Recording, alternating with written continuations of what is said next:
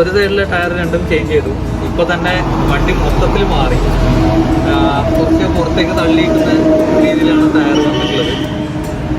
Change കണ്ടാൽ തന്നെ നമുക്ക് മനസ്സിലാവും, നല്ല മാറ്റമുണ്ട് വണ്ടിക്ക്.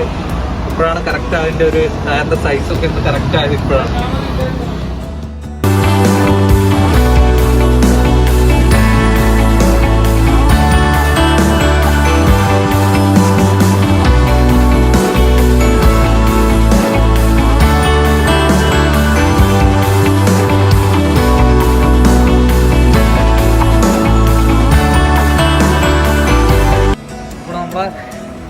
ടയർ ചേഞ്ച് ചെയ്ത് കഴിഞ്ഞു 4 സൈഡ്.